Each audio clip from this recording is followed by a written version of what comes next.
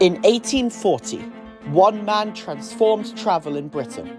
His name was George Bradshaw, and his railway guides inspired the Victorians to take to the tracks. Stop by stop, he told them where to travel, what to see, and where to stay. Now 180 years later, I'm making a series of journeys across the length and breadth of the country to see what of Bradshaw's Britain remains.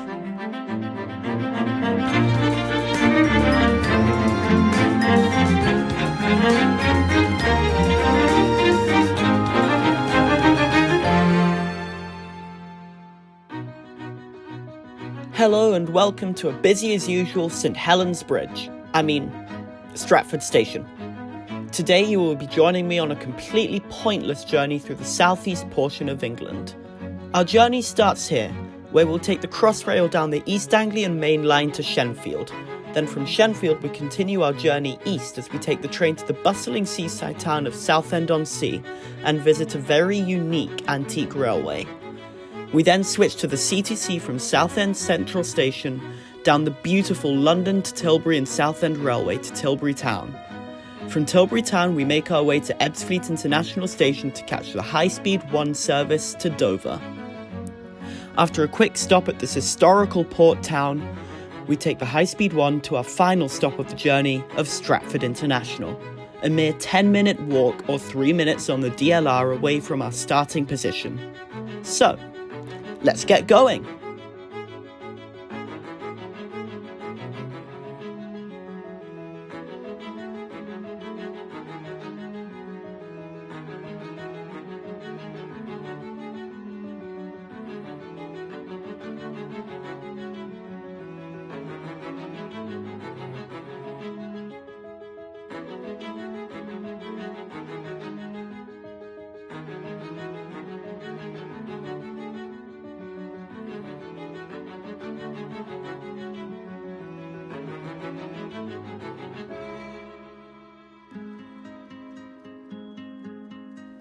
Time for a seat review and ride review of the Class 345s. These seats have barely any padding and are not ergonomic at all. Luckily our journey today was pretty short, but I wouldn't want to be sat in one of these for more than half an hour. Given the fact that Crossrail operates long-haul journeys, I would expect a better ride quality from them. All that being said, the trains are nice and smooth, feel open and are well air-conditioned, so I can't complain too much.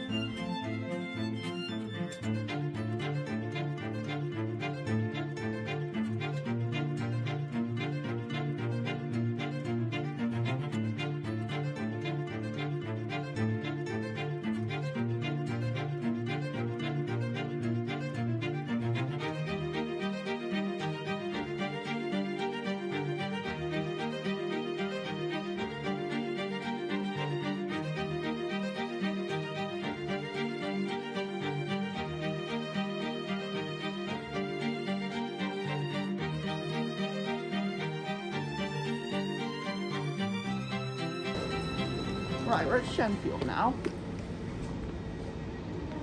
Our train to Southend should be arriving in... I'm gonna wait for things to turn. Okay, should be arriving in 7 minutes, which is that's nice. Only a 7-minute wait. And we are going to, once we get to Southend, right, we're gonna spend an hour in Southend, do some stuff in Southend.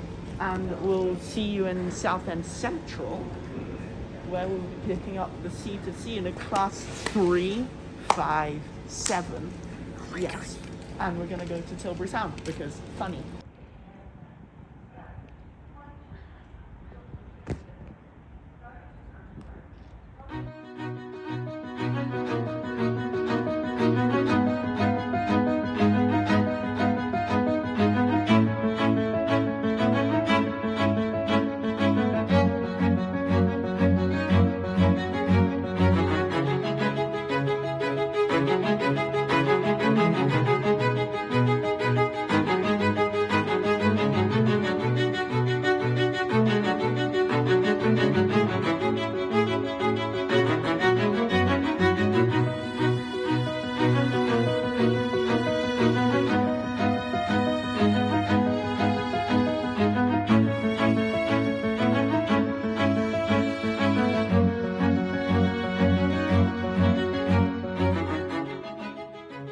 The Great Eastern Main Line, sometimes referred to as the East Anglian Main Line, opened in June 1839 and was completed in 1854, serving places such as Shenfield, Colchester, Ipswich and Norwich, with branches also connecting the main line to Braintree, Sudbury, Harwich and a number of coastal towns including Clacton-on-Sea, Walton-on-the-Naze and Southend-on-Sea.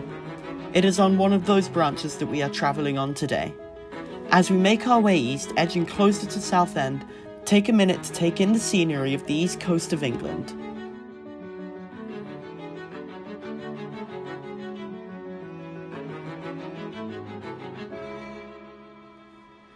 Time for another seat and ride review. This time we are on board a Greater Anglia Class 720. The seats are more ergonomic and overall more comfortable than those on Crossrail. However, there is still barely any padding and the seats themselves are still comparable to an ironing board. The overall feel of the train is a lot less spacious and open feeling rather cramped with a 2+3 seating layout. Plus, while Crossrail is a metro service, having no tables in the bay seats is understandable, for a mainline long-haul service like this, I find the lack of a table to be a letdown. I still prefer these trains to those of the London Overground Class 710s, but I would see them as comparable to the Crossrail ones when it comes to pros and cons and overall ride quality.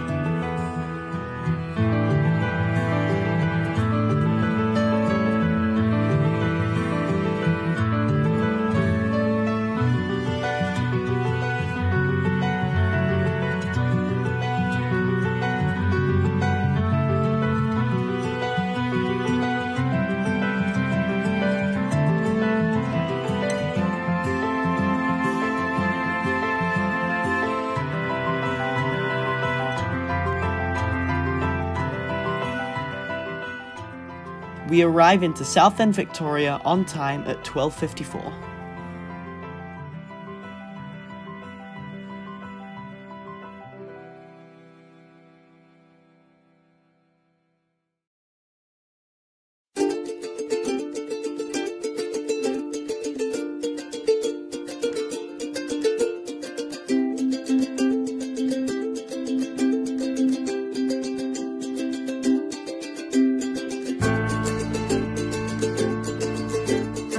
Now we are safely in Southend, we make our way to a very historic and unique heritage railway.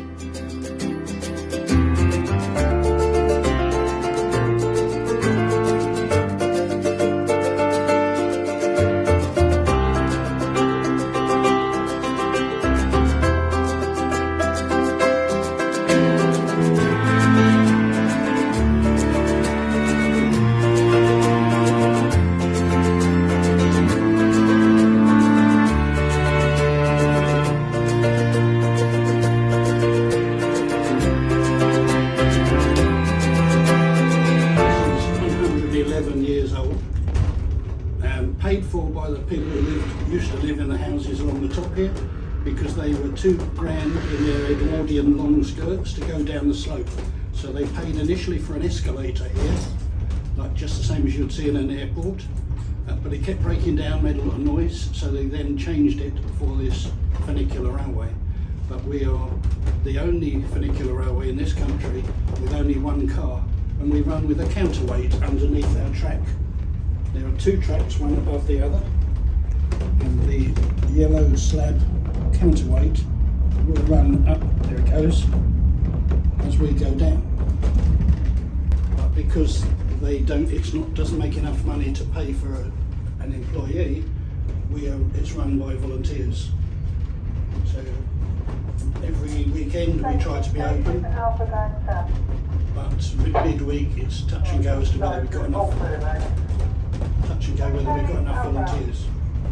So sometimes you'll come past and we'll see we're shut, and that's because we don't have enough.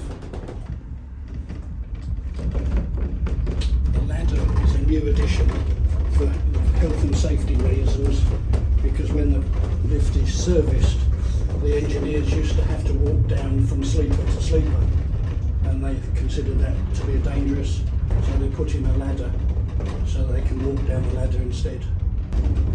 The This car that you're standing in is actually the third car that's been here. This car and the two roofs and a new track was provided by the National Lottery, and that's where your money goes.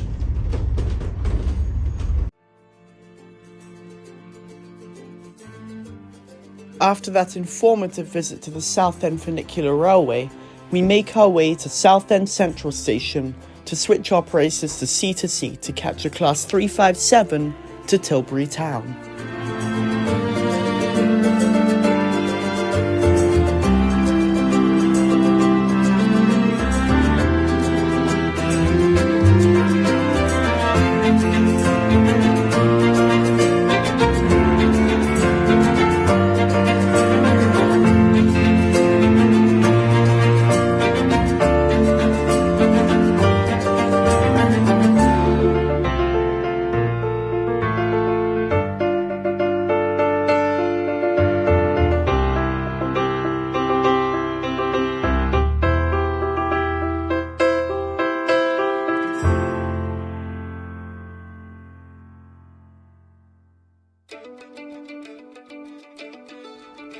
Time for another seat and ride review.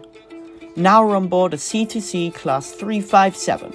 This is the first train of the day in which the seats are not comparable to an ironing board.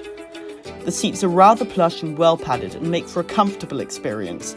I can't imagine sitting in them for more than 2.5 hours, but for this journey and other journeys under the 2.5 hour mark, these are perfect and comfortable. The atmosphere of the train is pleasant too, and the ambient dim yellow lights leads to a relaxing journey on this absolutely stunning route. Completed in 1908, the London, Tilbury and Southend Railway runs between Fenchurch Street, Shoeburyness and many intermediate stops and termini along the way. This line takes a longer and more scenic route through the country towards Southend, yet goes further than the Great Eastern Main Line and stops at many places that still needed a railway connection. When in London, this line stops at many stations in London, for some people even being a faster alternative to the London Underground. And when it's not performing that role, it's linking vital lines within the capital together for an easier connection. Despite going to the same place, it doesn't see much of the Great Eastern Main Line, yet it links up with it from Liverpool Street to Stratford, with the Liverpool Street being one of its termini. As we head towards Tilbury, enjoy the luscious landscapes of this very scenic and pretty route.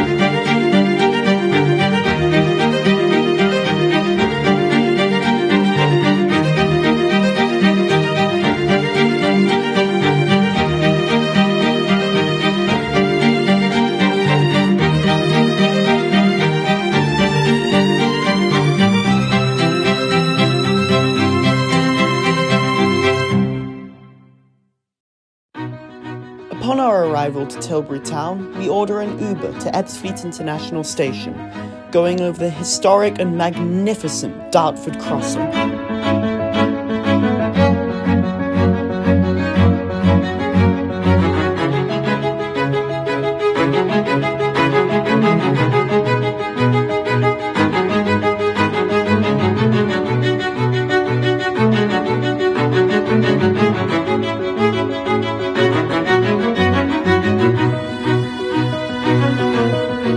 Bradshaw says that this much frequented point of continental embarkation has of late years occupied a prominent position among the watering places of our island.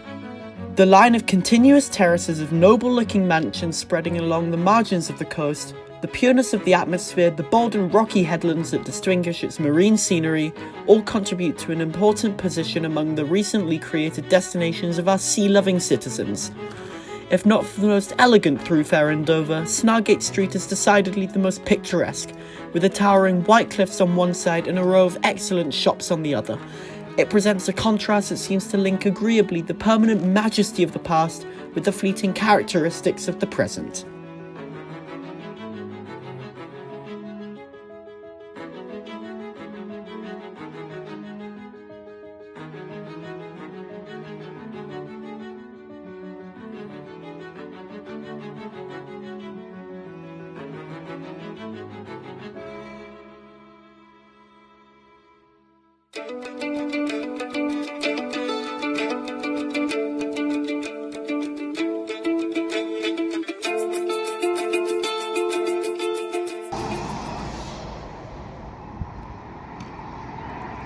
Dover! White Cliffs. Bradshaw says they're a miracle of nature. Really, all it is a bunch of chalk, but it's what Bradshaw says. Quote him on that, not me.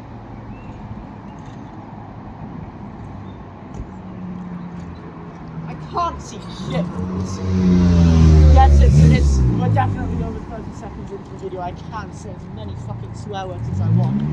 It's really, they are impressive. Like, they are like really impressive structures. Still find it hilarious that the Bradshaw's guy unironically helped us to get here. Like, this helped us to get here. This is from like,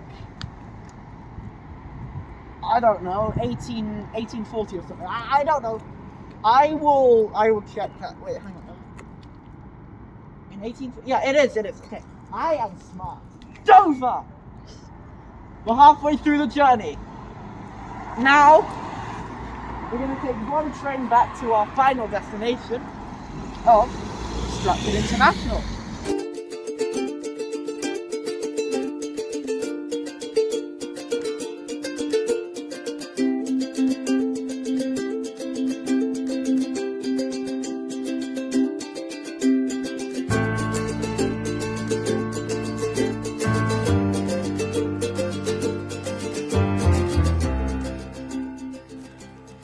We are now on the last stage of this journey, on board the High Speed 1, the fastest domestic train in the UK, completed on the 14th of November 2007, primarily for use on the Eurostar route, yet later this line would also be implied to accommodate the new South Eastern High Speed franchise. This line makes for a fast and efficient journey from London to many places served by the South Eastern Main Line, which takes a more scenic route. Beginning in 1863 and finishing construction in 1917, the London, Chatham and Dover Railway, now known as the South Eastern Main Line, connects vital parts of the southeast of England to the capital, consisting of a metro service operated by Class 465s, a regional service operated by Class 466s, a mainline express service operated by Class 375s, and now a high-speed service operated by Class 395s. On the South Eastern Main Line, the Class 395s are limited to 100 miles per hour, but once on High Speed 1, can go up to speeds of 140 miles per hour. Today we are taking this train from one of its termini, Dover Priory, to our final destination of this journey, Stratford International. Overall, this trip has been a pleasant and enjoyable adventure. The scenery was amazing, and for those places with a changeover longer than 5 minutes, it was really fun to explore places I haven't really been to before, aside from stepping out onto the platform to take the station off. However, we've come to the end of the episode now, and we will soon be pulling into Stratford International. So that's all from me today. I hope you enjoyed this episode, and I bid you adieu.